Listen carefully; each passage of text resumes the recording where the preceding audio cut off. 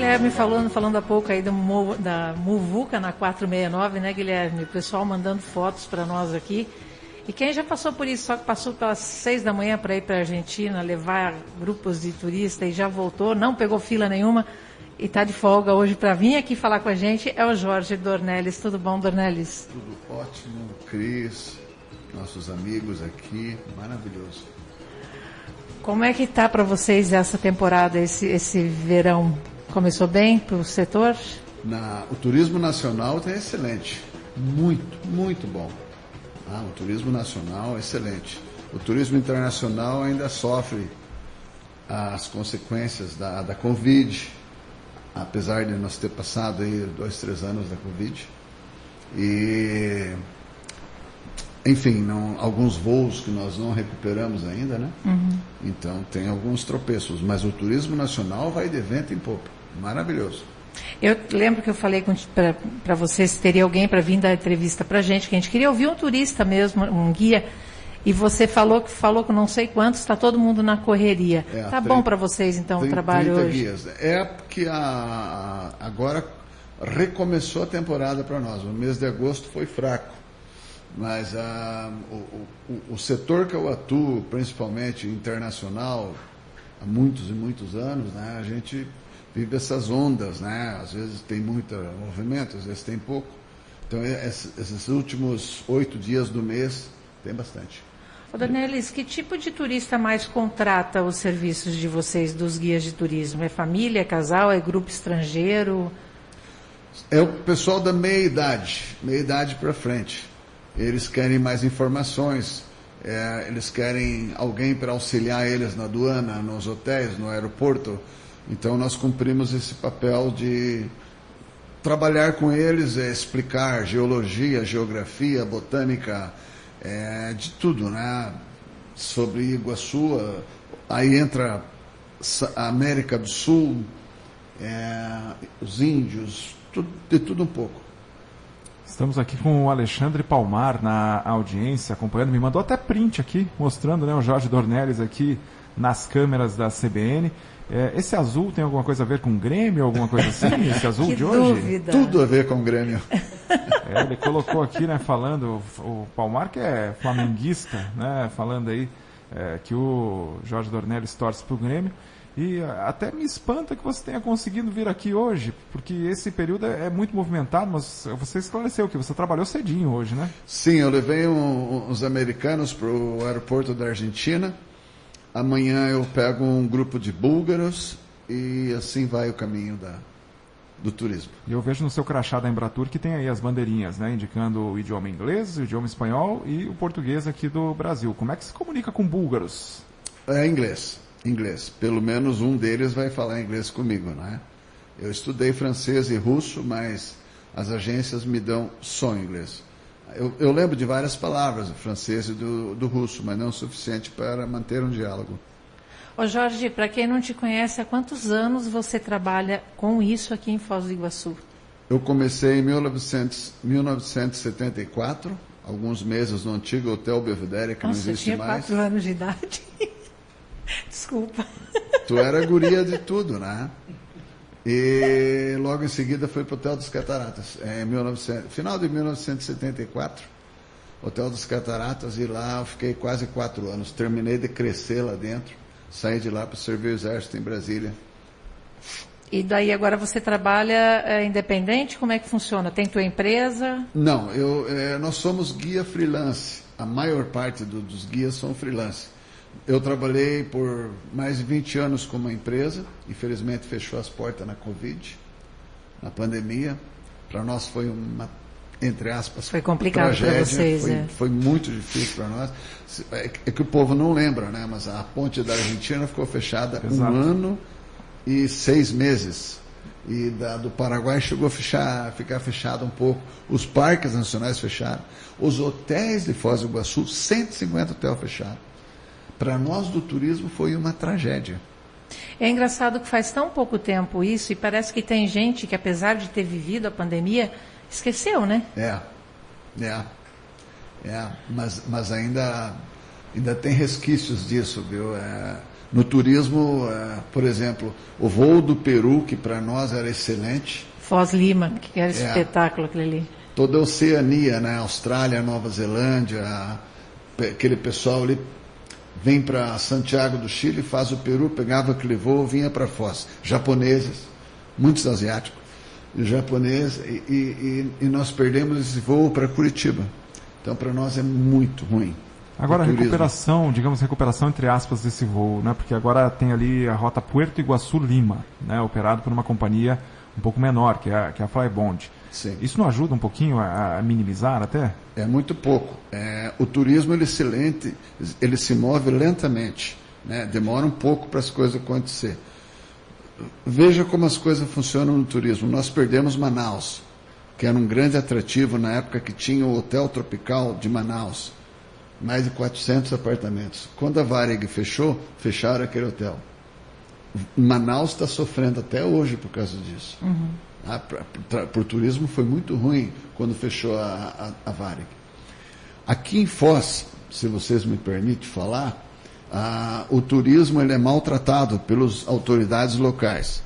O prefeito e vereadores, ao invés de ficar nos gabinetes com ar-condicionado e cafezinho, podiam dar uma voltinha na Estrada das Cataratas, porque nós temos hotéis, restaurantes que pagam impostos para a prefeitura. Os trabalhadores dos hotéis e restaurantes pagam impostos para a prefeitura. Então, quando alguém daqui de Foz, alguma autoridade, secretário de turismo e tal, do trevo da Argentina até as cataratas, não é da cidade. É sim, cara pálida, porque esses hotéis pagam impostos para a cidade. O hóspede, o turista desceu no nosso aeroporto, chegou na nossa cidade, ele é nosso hóspede. Então tem que tratar bem esse turista, passar talquinho, fazer bilu-bilu. E como é que nós vamos deixar essa bagunça que está a Estrada das Cataratas? Vai lá ver o balé de cone que está lá. Eu não sei de onde que saiu tanto cone. Não até só ali, a ponte da Argentina é cone. E o dia que acabar isso aí, onde é que eles vão colocar esses cone? Agora, é uma preocupação realmente, porque você colocou aí, existe um conflito de competências, digamos assim, porque tem trecho federal, obra até delegada ao governo do estado e aí a jurisdição do município. Agora, isso não pode ser impeditivo para que as autoridades municipais, o município, tomem providências ou exija providências para garantir que aqueles munícipes, aquelas empresas que estão ali em volta, possam ter a sua atividade, não tenham sua atividade prejudicada, né? Exatamente. O turismo, como eu falei antes, ele move lentamente. Então, os efeitos de uma coisa que você faz agora, ele tem um eco lá na frente, um efeito retardado. Como Manaus perdeu os turistas, né, nós não vamos perder, óbvio, porque a Cataratas é um super atrativo. Fantástico atrativo. Né? Eu já vi gente chorar lá na frente das Cataratas. Eu contei para a Cris. Eu recebi uma família da Dinamarca, e uma senhorinha de idade na família, ela chorava olhando as cataratas. E a gente não tem essa intimidade para perguntar por que você está chorando. Aí fizemos a trilha das cataratas, quando subimos o elevador, lá em cima do elevador, eu tomei coragem. Falei, desculpe, mas por que a senhora está chorando? Ela tirou uma fotografia velha da bolsa, que tinha as cataratas num calendário. E ela falou, Jorge, quando eu tinha 7 anos de idade, lá na Dinamarca, eu estudando, eu achei esse calendário com essa foto das cataratas, e eu jurei para mim mesmo, um dia eu vou visitar esse lugar. E aquele lá é o meu filho, ele que economizou dinheiro e me trouxe aqui. Nossa. Como você não vai se emocionar? Então, como eu falei, o turista, você tem que tratar bem. Você não sabe o sacrifício que ele fez para vir aqui. Então tem que ter respeito, carinho por ele. Você falando do Parque Nacional, é o teu atrativo preferido aqui de Foz? É o teu lugar preferido? Sim, eu vou lá, agora menos, né? Porque eu deixei de atender grupos e tal, menos. Mas é a minha vida, eu respiro o parque, eu amo o parque. Os guias de turismo têm essa empatia com o parque, né? Nós temos muito ciúme do parque, dos dois lados, Argentina e Brasil.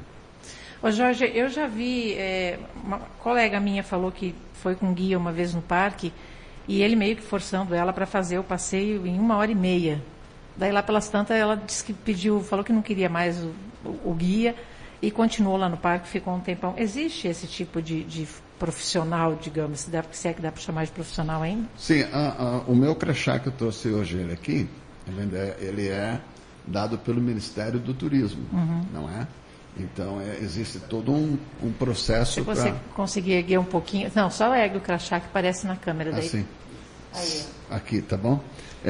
Existe todo um processo para você ser guia de turismo, né? O curso que é dado leva 1 ano e 8 meses. Os idiomas você tem que estudar. Mas nós temos também os piratas, entre aspas, né? Que não são guias profissionais, são eles transportistas, ele leva o turista lá e já quer ir embora para ganhar mais dinheiro. Mas o guia mesmo, ele vai ficar lá e vai dar a atenção que esse turista merece.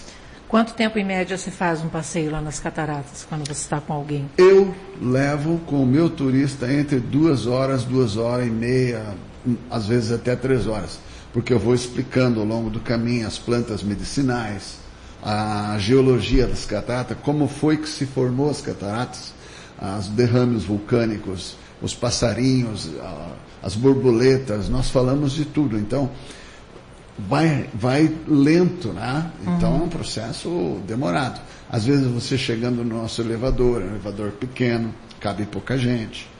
Não é? Esse problema do elevador ali também é complicado, né? Que quando tem muito turista é meio demoradinho para conseguir. Exatamente. Agora, quando nós temos os argentinos aqui outra vez, eles tomam muito chimarrão. E eles querem banheiro.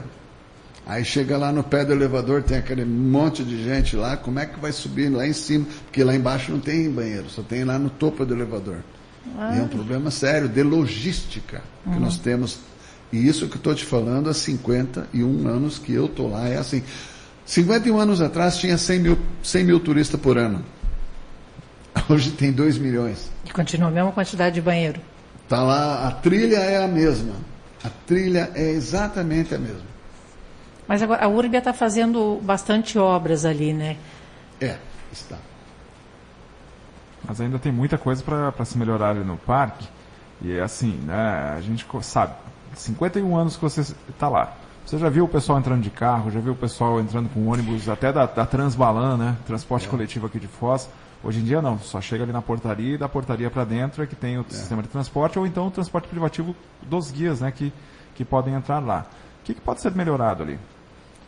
Antigamente, em 74, as pessoas entravam lá e faziam um piquenique. A gente fazia churrasco, numa Atrás churrasqueira. do Porto Canoas, né? Tinha camping lá, né? E o turismo vai, como eu falei, ele vai modificando ao longo dos anos. Quando nós começamos, eu aprendi a trabalhar dentro dos ônibus da Soletour. Não sei, vocês são jovens, acho que vocês não conheceram a Soletour. Era a maior empresa de turismo terrestre do Brasil. Eles faziam 4 bandeiras, que era o sul do Brasil, Uruguai e Argentina voltavam pelo Paraguai. 4 bandeiras. E chegavam aqui.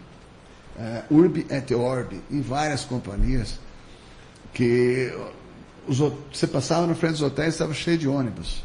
Hoje em dia mudou. É aéreo ou cada um vem com o seu carro. Vem ainda a excursão terrestre, mas é muito pouco. Então, a entrada no parque foi muito bem feita, proibir a entrada de particulares, porque os animais passam a pista e é perigoso atropelar. E com relação a melhorias ali dentro, o que você imagina assim para dar uma maior fluidez, maior conforto? Uma que eu imagino seja até a acessibilidade da trilha, né? Que é algo até um pouco complicado por causa do terreno ali no local. Mas o que você imagina? Nós temos vários problemas ali, vários. O tempo não me permite falar de todos, mas, por exemplo, os cadeirantes sofrem muito ali. Tem o espaço do elevador que o cadeirante pode entrar lá e descer lá embaixo. Mas o restante da trilha, ele não pode fazer. Só o começo ali e o elevador. Tem várias coisas. Por exemplo, aqueles ônibus que trafegam dentro do parque, da concessionária do parque, cada ônibus daquele devia ter um guia, na minha opinião. Porque o turista entra e sai sem nenhuma informação. Sem nada. A gravação, ela mais se preocupa em passar quais Eles são só as falam paradas. as paradas, mas muitas pessoas não sabem o que significa aquilo. Exatamente. O nosso Parque Nacional é uma joia. Uma joia, entendeu? A nuvem que traz água da Amazônia chega aqui, chove. O Parque Nacional trabalha com essa água, faz a nova evaporação, forma nova nuvem que voa para outro continente, outro estado, outra cidade. É o rio que voa.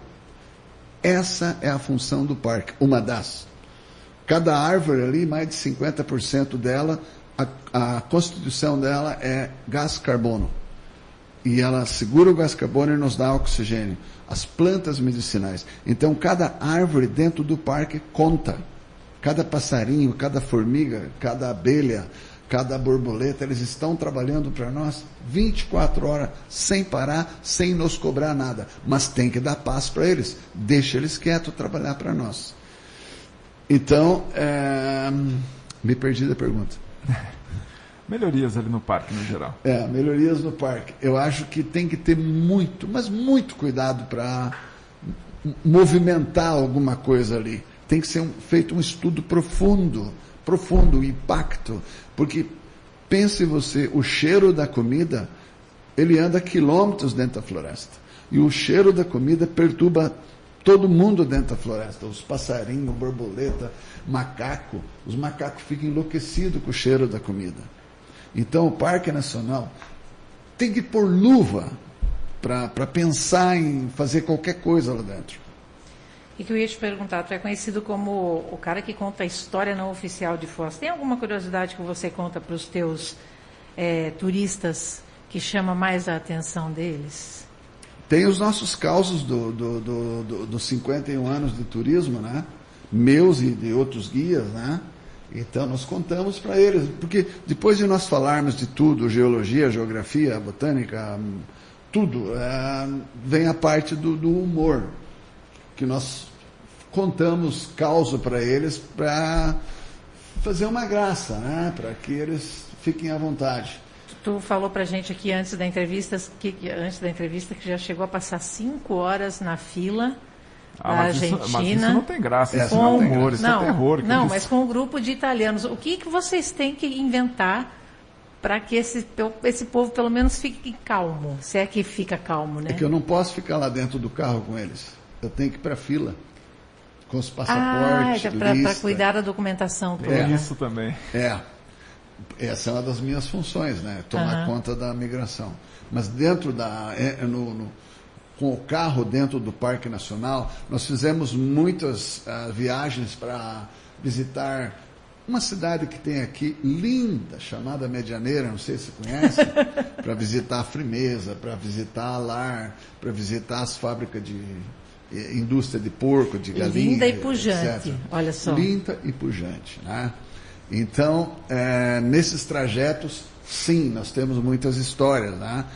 Eu te contei a última, a melhor de todas é um grupo que eu recebi no aeroporto argentino, tinha 26 pessoas, né? 13 casais e a Ivete. Lembra que eu te contei da Ivete? Tu já me contou tanta coisa, Jorge. Então tá. Então a Ivete estava sozinha, né? E no aeroporto argentino ela começou a gritar, chorar e rir ao mesmo tempo. Eu tenho o Davi, porque eu vou perder o Davi, Paraná, porque eu não tenho documento do Davi, lá na aduana eu vou perder o Davi. Geralmente com esses grupos vem um tour leader, nós chamamos de TC, né? Tour Conductor. Mas esse grupo não veio porque estava doente em Buenos Aires, então veio só o grupo e não me avisaram dela, porque geralmente quando tem alguém complicado eles avisam.